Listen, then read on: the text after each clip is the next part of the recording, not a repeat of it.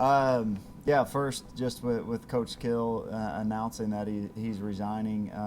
Number one, I think everybody um, knows the relationship that I have with Coach Kill. Number one, it's a player to coach. I still look at him as my coach and someone that's changed the course of my life, and I'll always be indebted to him for that. And I think that every person that he's walking to their life, they have their own Coach Kill stories and the way that he's impacted them. And the one thing I think that we all know is Coach Kill does it his way. And he has a passion, and he goes at things 100 miles an hour, and he gets things done. And it's been awesome having him around here. I think that he's pushed me. He's made me better. His presence has made me better because he's always gotten the best out of me, whether it be a player and now as a young coach. And I think you need people in your life that's not always going to tell you what you want to hear, but push you to be at your best. And Coach Kill does that to me, for me. I think that some people probably have some mixed emotions about him coming back, but to me, I told him when he came in and told me this morning and shut my door, I've always supported him. I had a similar conversation with him. I can remember in 2007, I was graduating. I might have felt differently if I was a junior, but I know he was took leaving here and going to Northern Illinois. I can remember where I was at, and he called me and he was like, he's worried about what the team thought, and I told him the same thing then, is you have to do what's best for you and your family. Only you know what makes you truly happy, and I think Coach Kill is going to do that. I think what he said to us as a staff today is how he feels. He's a football coach. He's a football coach, and he misses coaching. He misses being around players.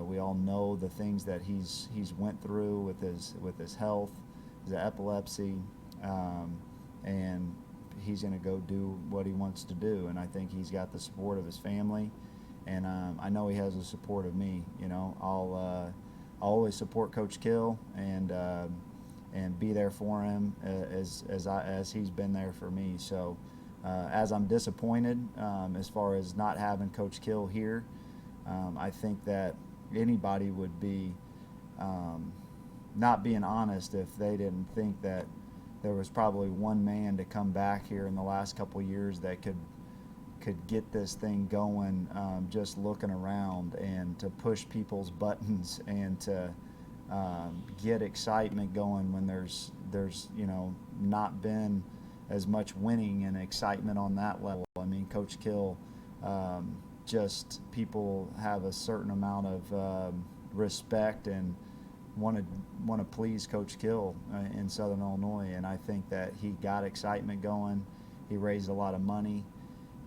He did things for every single program, and he's leaving here just like he did the last time, and it's a better place because Coach Kill's time was here as an AD, and I think that's the way that I'll remember it. How surprised are you that he's going back to coach football, I guess, again? Not surprised. I wish that he could have did it more with us. I think that he tried to be, I think on the outside, and I always told him to stop being like that as far as respectful to me and, what the image would be of Coach Kill always around, doing Nick's job or whatever that may be. But as you know me, I don't really get caught up in any of that. I know I wish Coach Kill could retire from being the AD and come be my special assistant. But I know it's not that easy. But so, I mean, when you're a football coach and you coach, I guarantee if there's any coaches out there that are ADs now or in a different line of work, they wish they were coaching. They miss Saturdays more. They miss more, not just Saturdays. They miss the week. They miss Mondays right now of being in that staff room with your coaches and trying to figure out a team, and they miss the team meetings, and I know Coach misses that. What's your relationship like with Liz Really, a great relationship. Liz has been outstanding since she's got here. I think that, has the respect of everybody in the building, with her past experiences, knowledgeable at every level of department in athletics, from academics, compliance.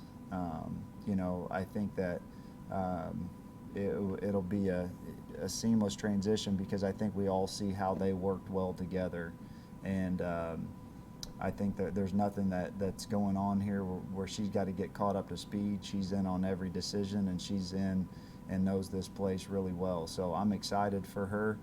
I'm excited for her to get an opportunity to lead a department, and I think that when she got up and talked to us today, I think that everybody was locked in and understand the direction that we're going to keep going.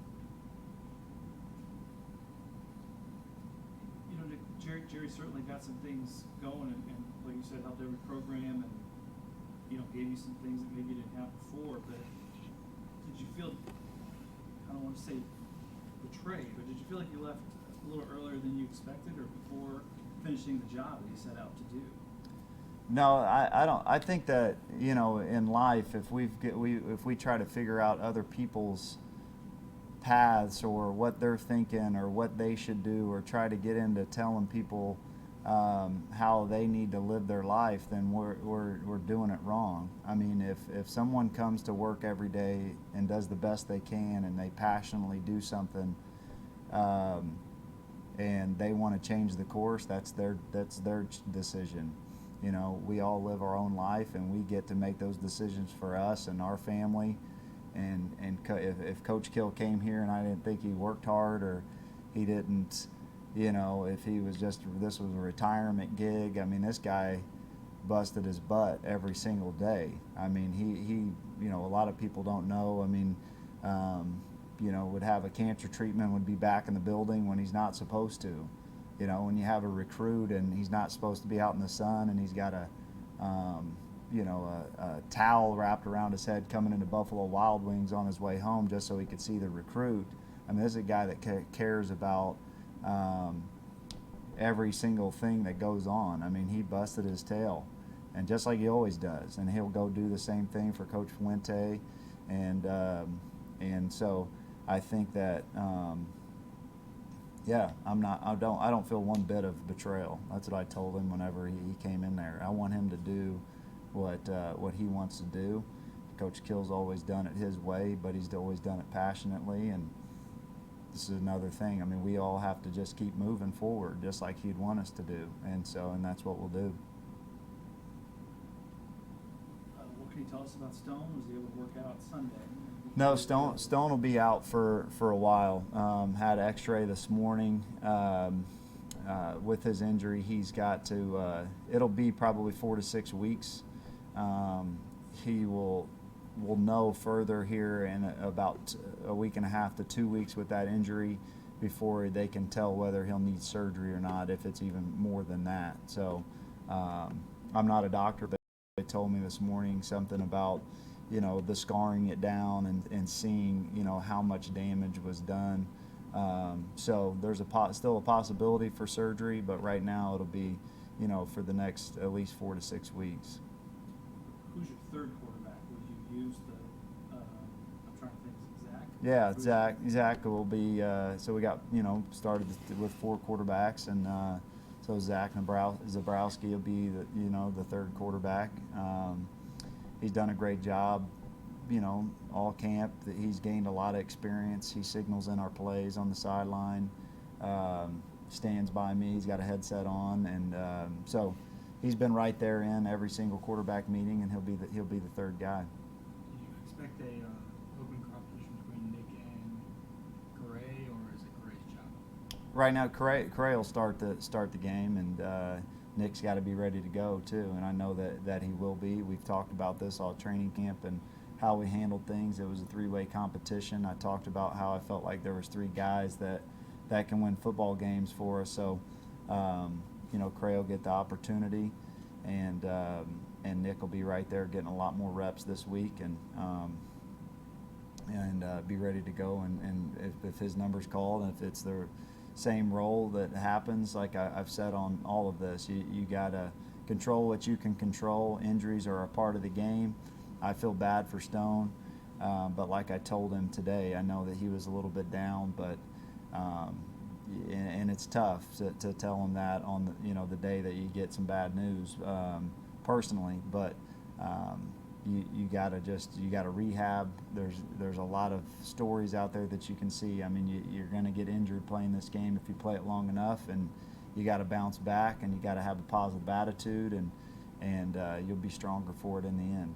How much do you mold your offense, passing offense at least, to the quarterback that you have available? In other words, will anything change as far as your play calling, as far as who's the quarterback now? I think that they have different strengths. Everybody does things a little bit different, but our offense, the core of our offense isn't going to change. I mean, so to the naked eye, probably not. I mean, but there's going to be some things that Correa does differently or better suits him that we'll put in the game plan. But just as our general offense and philosophy will stay the same. Did you make, but last week when you didn't know he was going to play, did you make it more conservative for Correa than it would have been if you had him for the whole week, knowing he was going to be the starting quarterback? In other words, did he do a lot less things than he would have if he'd been a starter? I think once Correa got in the game and we got the drive going, and we started to really run the football with some success, I think that was really the plan that we took into the rest of the game. I thought that on the first touchdown drive, Correa made a tough throw to Landon, on the sideline that kept us going, that got us going, an explosive pass play there. I think it was 15-yard gain. He took care of the ball once he got past his first throw. He was pretty efficient in the game. Didn't ask him to do a ton, but now he'll get the majority of the reps this week, and we'll see how what he likes and the things that we're still in the game planning mode as far as Arkansas State goes, but we'll put it into a good plan for all our quarterbacks to be successful. You had to be encouraged past year or two, your outcomes with your number 2 quarterback. You won the game. Yeah, that's their job. As Craig came in, and we won the football game, and that's what I've said. We kind of joked around. They brought up the 2006 game for when we played UT Martin, and in the playoffs, and that was the last time we played them. And you look back at that. Somebody brought up the stat sheet, and I think I threw for like 120 yards and completed 8 passes. And the last one was a touchdown pass. They remember the last touchdown pass. They remember that we won. They don't remember that I threw a pick 6 trying to throw it to the fullback out in the flat on their first touchdown pass, and we'd only completed 6 passes. We handed to Artie Whitlock like 36 times in the game and had like 300 total yards of offense. They remember that we won a big playoff game in 2006 against UT Martin. They just remember we won. And that's how it was, this past week. Your quarterback's job is to win the football game, do what's asked to you to do that. Some weeks it's to do different things, and this game could be like that. You never know when you're going to get put in a shootout or whatever it is, but the bottom line is you got to win football games as a quarterback. Grace shook off that interception. Seemed like he got in a better rhythm. In your experience, will he take a bigger jump? Getting more reps with the ones and getting that first game out of the Yeah, I think that just naturally you're gonna, it can go 2 ways. Sometimes you don't have that. You're just reacting and you go out and play. This week, you've got the entire time to know, like, hey, you're the guy. But Correa reacted well. He came off the field, even coming off after the pick. There was never a sense of panic or where I'm on the field and can look him in the eye. And I think he stayed confident all the way throughout. Correa's a confident kid, and he'll be confident in this game plan. He's a film junkie. In fact, I just saw him walking into the building. So he'll dive into these guys, and he'll be ready to go. The way you used and the amount that you used Javon, is that how you would like to run with in the future, or is that just the nature of how this pass game went? Yeah, I mean, I said that last week. We got to continue to just find ways to get Javon involved in the game. He can do so many different things. So I think as the season goes on, you'll see him in a variety of different roles and ways to get him the ball. I mean, he's a physical runner. He can catch the football and he can throw the football. So you gotta put him back there. The easiest way is to snap him the ball and let him run it or throw it. This is a hard one. I've heard you over the couple of years now. You talk a lot about you do what the defense gives you. The opposite of that is wildcat, where you snap it to a guy and they know what's coming and they have to stop it, right? Yeah.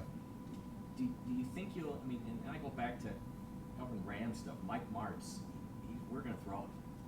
They're going to have to stop our strength. Do you think your running game could be that kind of a gig where we're going to do this? Yeah. See if you can stop it. Yeah. Which is not you. Right. Sort of. Well, I think that I've always said that we want to run the football, and I think that going into and as this team kind of takes shape, you're gonna we want to be physical and we want to run the football. I mean, it's just.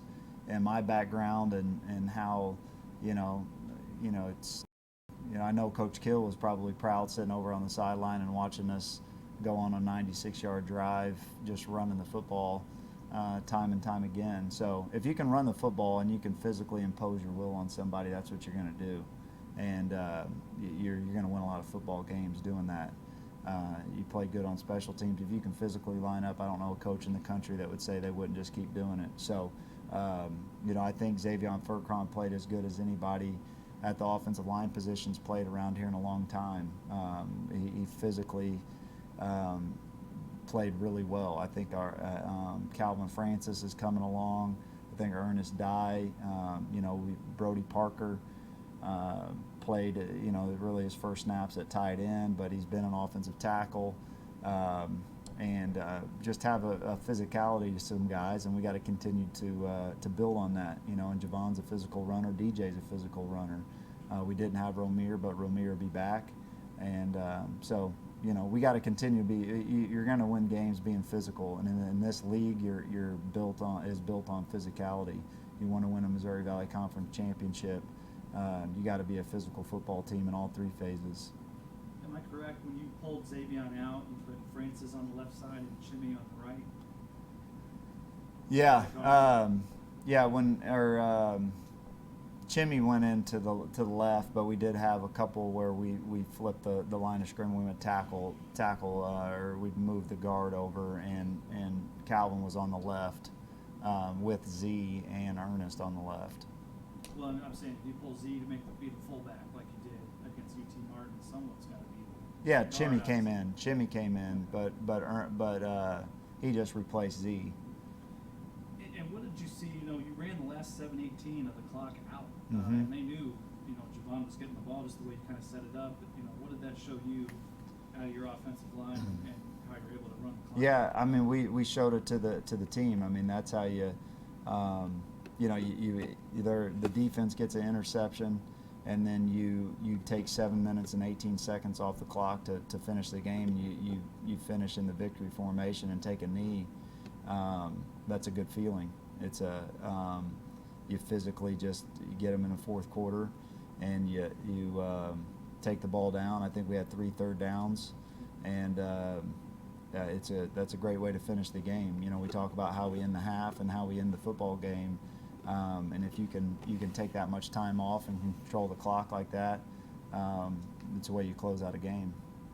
Trey Strong, the newcomer of the week in the MVFC. How happy are you about that? Well, I'm excited for his performance to get rewarded. You know, as far as he played another really good game. You know, he's forced 2 turnovers. He got a pick at SEMO. We talked about him. He's come in here and been a really good player, and I look for him to just keep on doing that, keep doing his job. He's a really intelligent football player. He's got a lot of just knack for making plays and being in the right spot, and we needed him to keep it up. What kind of versatility does he give you? Because you've been playing 5 DBs, but he's a guy that can come inside and tackle. Yeah, I mean that's what I mean. He's just a good all-around football player. You know, he's played some nickel for us. Got him back out at corner. Started the game last week and played the majority of the snaps out there at corner, with Joe Patterson playing inside. But yeah, I mean he's a versatile player. He's good on special teams, and he's just got to keep playing well. Cody and Kreider and Madre went out. Did they come back in? Are they going to be okay for this week? Madre, yeah, I think Kreider came back in. Kreider came back in and finished the game and will be good to go. Madre's a little bit banged up, but you know he's got a wrist deal that he's been trying to manage, and then he should be good to go for practice this week. They have 11 different guys with a tackle for loss. What's the best thing to do on defense? They have a pretty good number. Yeah, I mean they got a couple. Their depth on the defensive line, I feel like is 15 and 92. They're really good. First team all conference type guys in the Sun Belt. So we got our work cut out for us as far as running the football, and they rush the passer really well, especially from the interior D line. And then their 2 edge guys are really good, and they're a good football team. I mean, this is a really good team. Coach Anderson has sustained success there. They're year in and year out competing to win the Sun Belt, and they got an awesome place. It'll be a great place for our guys to go play. But just they've got a ton of talent all across the board as far as offensively and defensively. They're really well coached, and they're talented on defense. On offense, they're going to spread you out. Just how confident are your DBs that can tackle the space? Yeah, they're going to have to. So I think that we've done a pretty good job of that. It'll be more similar to UMass as far as the scheme goes. They're going to spread you out to try to run the football. But they're going to have enough offense in to make you pay on whatever your scheme is, coming at you. So they're going to have answers for everything. A lot of RPO game. The quarterback moves around good enough, but is an accurate passer, can make all the throws. And they've got a ton of skill on the outside. Some talented receivers, probably the best group of receivers we've seen. Talented backs. I mean, it's an explosive offense, and I know that they're going to be looking forward to coming back home. They had to play Georgia this past week, and so we got our work cut out for us, but I know our guys are excited about the challenge. Do you consider their quarterback the best one you've seen this year? I think he's a talented kid. I think the kid at SEMO played really well.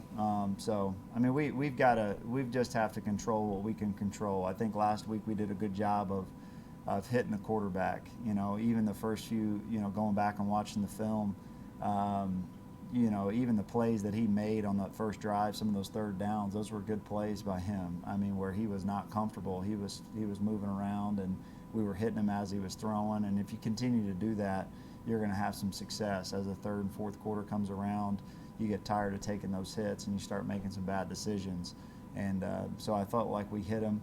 And we got to keep doing that. If they're going to drop back pass, we got to get home. And so if not, they're too skilled on the outside to cover for a long time. And then we've got to do a good job. They throw a lot of perimeter screens, and we got to come up and play that just like the run. I mean, that's just an extension of their run game, and so we have to have a good plan with that as well. Anything else for Coach? All right. Thank you, Coach. Appreciate